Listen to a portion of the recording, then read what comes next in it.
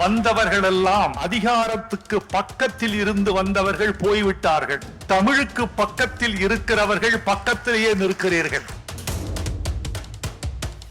கம்பன் வேறு, சடையப்ப வள்ளல் வேறு என்று ஆகாதபடி இருவரும் ஒற்றை உடம்பில் இருக்கிறார்கள் என்றால் அது என் ஆருயிர் சகோதரர் ஜெகத் ரட்சகன் அவர்கள்தான்.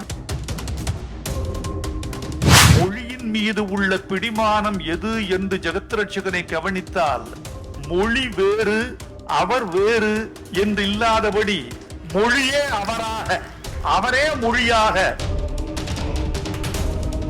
ஜெகத் ரட்சகன் பேசுகிற போது ஒலிபெருக்கி வேறு அவர் வேறு அல்ல, அவரே ஒலிபெருக்கி, அவரே மொழி, அவரே தமிழ், அவரே குரல்.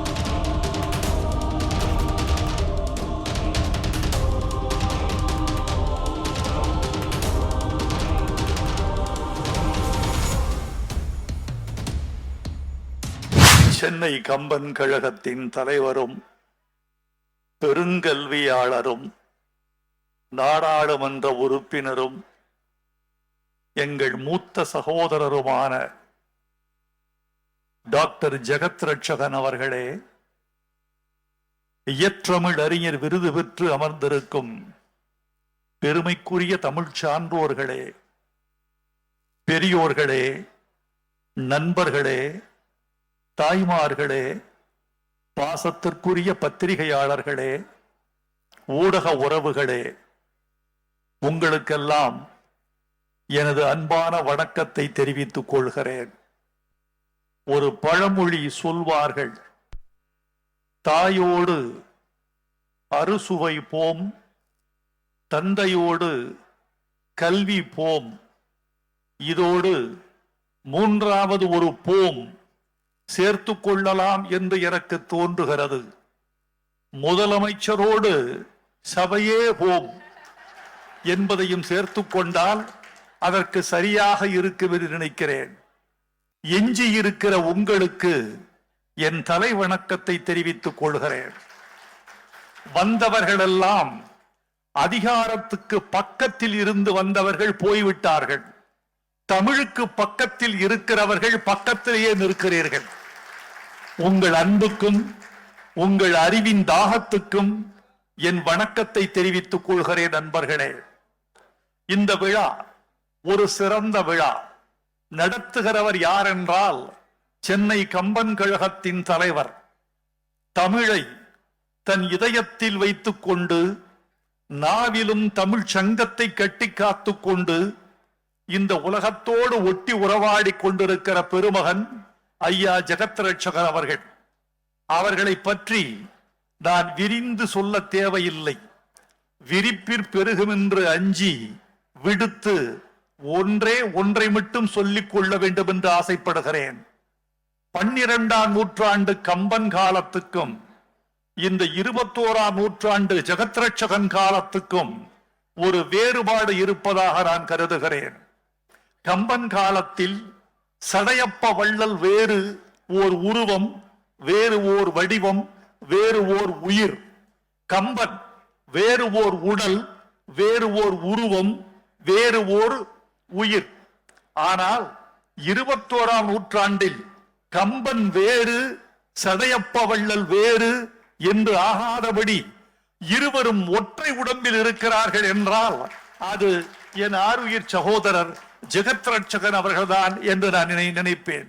நண்பர்களே, எல்லோரும் பேசுகிற போது நான் செவிகளை அவர்களுக்கு முழுக்க வழங்கி விடுவேன். இதயத்தையும் அவர்களுக்கே கொடுத்து விடுவேன். உற்று பார்ப்பேன்.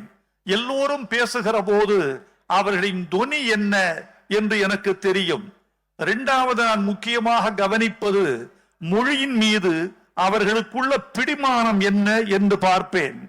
மொழியின் மீது உள்ள பிடிமானம் எது என்று ஜெகத் ரட்சகனை கவனித்தால் மொழி வேறு அவர் வேறு என்று இல்லாதபடி மொழியே அவராக, அவரே மொழியாக, உங்கள் மொழியில் சொல்வதானால் அத்வைதம் அடைந்து விடுகிறார் என்றுதான் சொல்ல வேண்டும்.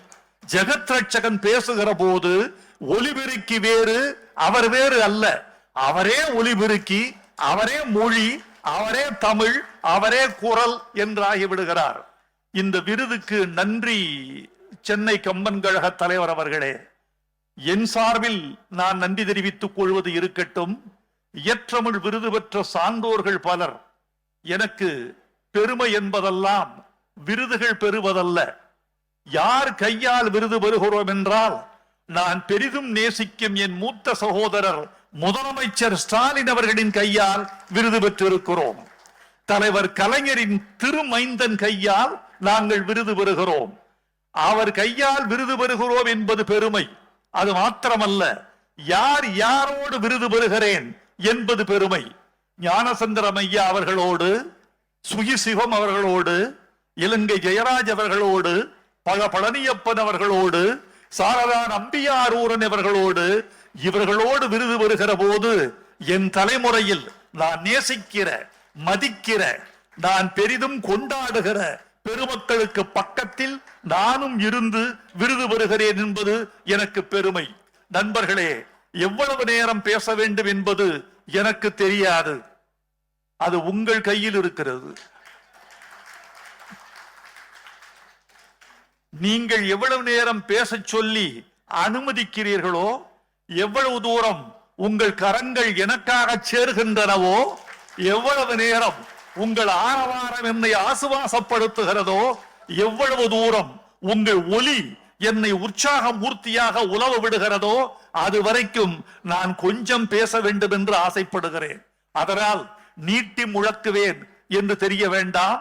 நான் சபையறிந்து பேசுவதற்கு என் கலைஞர் கற்றுக் கொடுத்திருக்கிறார் என்பதை நான் உங்களுக்கு சொல்லிக் கொள்ள வேண்டும் என்று ஆசைப்படுகிறேன்.